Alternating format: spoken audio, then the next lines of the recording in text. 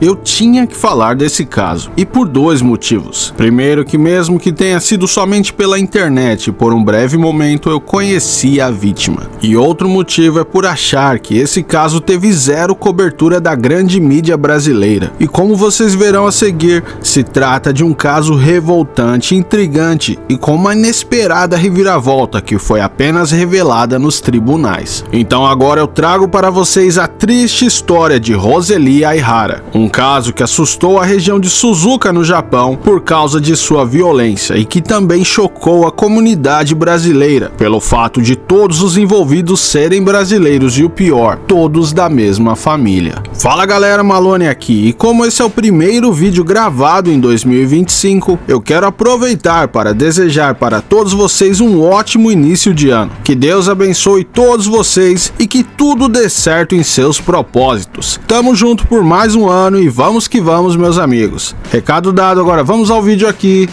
no Top Mundo.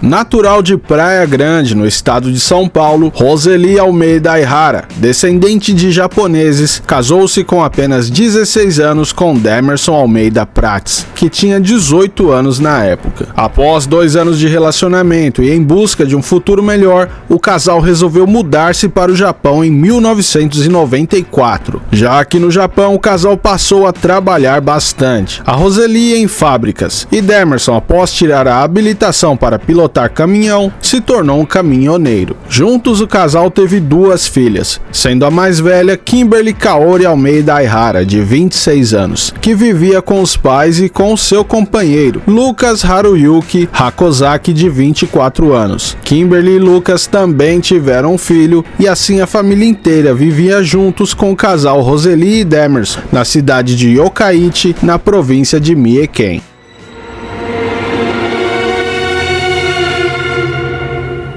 Roseli e Demerson já estavam juntos há mais de 30 anos, mas o casal já apresentava diversos sinais de que a relação não era mais a mesma. Aliás, é relatado pela promotoria de que desde quando suas filhas estavam no colégio, que Demerson já apresentava um comportamento autoritário e compulsivo com Roseli. Desde discussões por coisas casuais, como a Roseli não ter feito o almoço dele, há até mesmo brigas pesadas por conta de comportamento, roupas ou dinheiro. Por essas e outras, o casal brigava frequentemente, sendo a pior delas parcialmente filmada pela própria Roseli e postada em seu Facebook. É possível ouvir Roseli dizendo para Demerson continuar a bater nela, como se já tivesse rolado alguma agressão anterior à filmagem. Vem, bate, isso!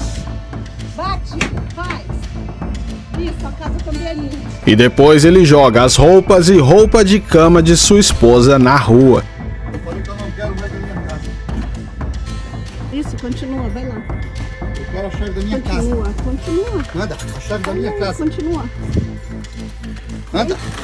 A polícia foi chamada, mas Roseli resolveu não prestar queixa contra Demerson. Ela apenas arrumou suas coisas e foi embora sozinha. Sua filha e neto ficaram com Demerson. Nesse meio tempo, muitas postagens no Facebook surgiram, de pessoas próximas de Roseli, inclusive essa que eu vou deixar na tela. Você pode pausar para ler. Mas resumindo, essa pessoa diz que a situação de Roseli era ainda pior do que parecia. Segundo a pessoa, Roseli era a única que bancava a casa. Inclusive, seu cartão do banco e cartão de crédito ficavam com Demerson, que frequentemente a humilhava pelo fato do apartamento que eles viviam estar no nome dele. Também diz a postagem que ela não tinha nada para ela e que ela usava o mesmo sapato de apenas 900 ienes por anos. Agora, voltando à expulsão de Roseli, a partir desse dia ela mudou-se para Suzuka, ainda na província de Mie-ken, e ela parecia mais do que nunca decidida a dar a volta por cima. Rapidamente ela mudou de emprego e se reaproximou de sua irmã e amigas. Passou a postar o seu dia a dia no TikTok e começou um curso de soldadora para mulheres aqui no Japão.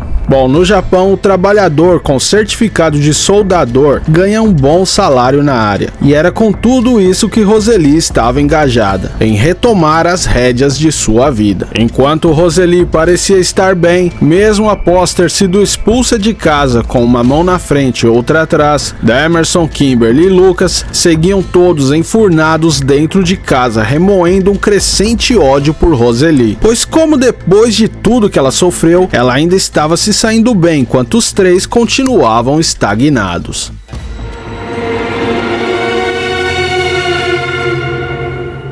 Em 3 de maio de 2023, por volta das 21h45, Roseli Aihara chegava com seu carro no estacionamento do seu apartamento. E ao subir as escadas, mas antes de que ela pudesse abrir a porta, Roseli foi atacada de forma violenta e sem nenhuma chance de reação. Roseli sofreu diversos golpes feitos por um objeto pontiagudo na região do pescoço, cabeça e ombro. Tudo foi muito rápido. Os golpes foram mortais. A brasileira foi deixada caída na escada de seu apartamento e sua bolsa foi levada. Testemunhas japonesas disseram à polícia que viram um homem deixando o local do crime, e a polícia, por sua vez, iniciou rapidamente uma grande investigação. Foram despachados 100 policiais, entre detetives e investigadores, para desvendarem o caso. Só a título de curiosidade, a polícia japonesa tem uma taxa de 95% de casos de homicídios resolvidos.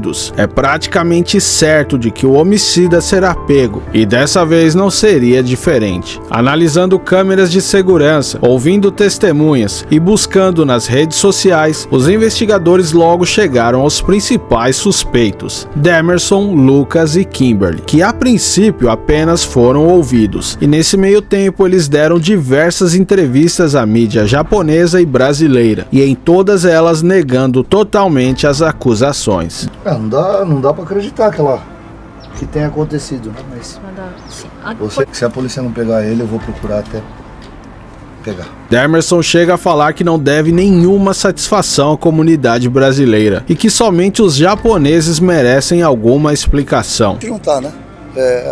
Mesmo com o ocorrido, mas esse massacre aí na internet, as pessoas apontando, julgando, acusando realmente. Eu sou o culpado pela população, pela comunidade brasileira aqui. E foi exatamente os japoneses que levaram Demerson Almeida, Lucas Haruyuki e Kimberly Aihara presos. Os dois primeiros foram acusados pelo latrocínio, isso é, roubo seguido de morte, e Kimberly por ajudar e ser cúmplice no crime. Segundo a acusação, o que aconteceu foi o seguinte: os acusados chegaram à residência de Roseli antes dela em 2 veículos. Kimberly teria ficado posicionada de uma forma que pudesse avisar quando sua mãe chegasse, e assim o fez. Nesse momento, Demerson e Lucas atacaram e roubaram Roseli. A bolsa da vítima foi encontrada parcialmente queimada em outra província e foram sacados por volta de 1 milhão de ienes de seu cartão de crédito. Sob custódia, Lucas foi o primeiro a abrir o bico, praticamente confessando. Porém, em sua versão, Demerson estava obcecado com a ideia de ceifar a vida de Roseli e teria convencido Lucas e Kimberly a ajudá-lo. Ele teria inclusive prometido uma vida melhor para o casal quando eles voltassem para o Brasil. Durante o julgamento, Demerson deu apenas respostas irracionais, negando e dando desculpas que não convenciam o juiz. Kimberly disse ser inocente e que apenas ajudou seu pai, mas que ele ainda não tinha pago o que prometeu a ela. E Lucas assumiu ter participado, mas disse que não foi ele quem atacou a vítima e que teria tentado impedir o ataque. Segundo reportagens japonesas, somente Lucas, o genro, parecia estar abalado e arrependido. Pai e filha se mantiveram frios e inexpressivos. Um dos detetives do caso trouxe uma informação inesperada: uma tal de Mary, o qual Demerson estaria se relacionando por meio das redes sociais, e que, segundo o detetive, foi por se apaixonar por Mary que Demerson resolveu tirar a vida de Roseli. Segundo Lucas, em seu depoimento, Demerson disse que iria se casar com Mary, mas que ficaria muito caro para se divorciar de Roseli, então seria melhor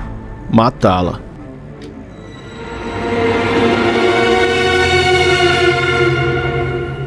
Mary seria uma mulher americana que havia se apaixonado por Demerson e que havia prometido a ele uma quantia de 600 milhões de ienes quando eles ficassem juntos. Bom, somente uma anta para acreditar nisso, e Demerson acreditou. Mary, na verdade, era o que é conhecido na gringa como catfish, uma gíria para perfis falsos criados com imagens de pessoas reais ou de inteligência artificial para seduzir pessoas carentes na internet. Demerson já teria enviado mais de 1 milhão de ienes para a suposta Mary. Inclusive, Lucas disse em depoimento que teria tentado alertar Demerson que poderia se tratar de um golpe, mas que ele teria ficado alterado com Lucas e dito que Mary era real e uma pessoa de bem que mandaria para ele 600 milhões de ienes ao se casarem. O detetive concluiu que há vários casos do chamado golpe do amor por todo o mundo, mas que nunca havia visto um que acabasse em homicídio. Com todos os fatos, o juiz leu a sentença dos 3 réus. Kimberly Kaori Almeida Aihara pegou 15 anos de prisão. Lucas Haruyuki Hakozaki pegou 20 anos de prisão. E Demerson Prates Almeida, prisão perpétua. Demerson teria ficado inerte ao ouvir a sentença e não demonstrou nenhum remorso. Os 3 entraram com pedido de recurso que será julgado novamente em data não definida, mas dificilmente algo irá mudar nesses vereditos. Fica nossos pêsames e condolências a todos os amigos e familiares de Roseli Aihara, uma mulher trabalhadora e guerreira que queria apenas seguir sua vida em paz. Que Deus a abençoe.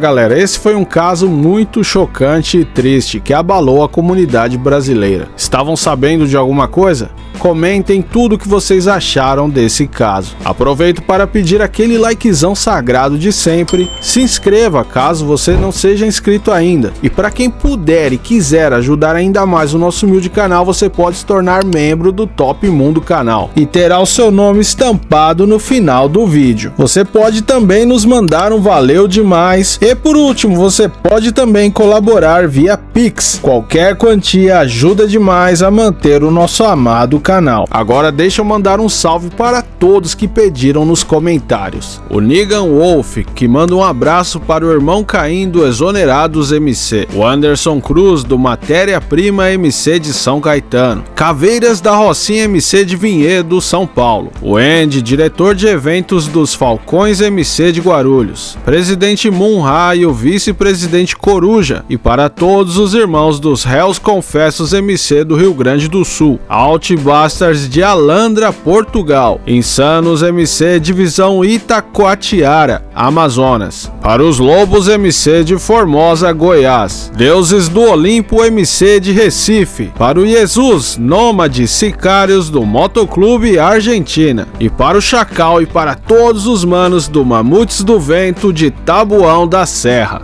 E agora agradecer a todos os membros do canal, pois sem vocês essa estrada seria muito mais difícil. Então é isso, meus amigos, eu vou ficando por aqui. Um abração do Malonão e nos vemos novamente em breve aqui no Top Mundo.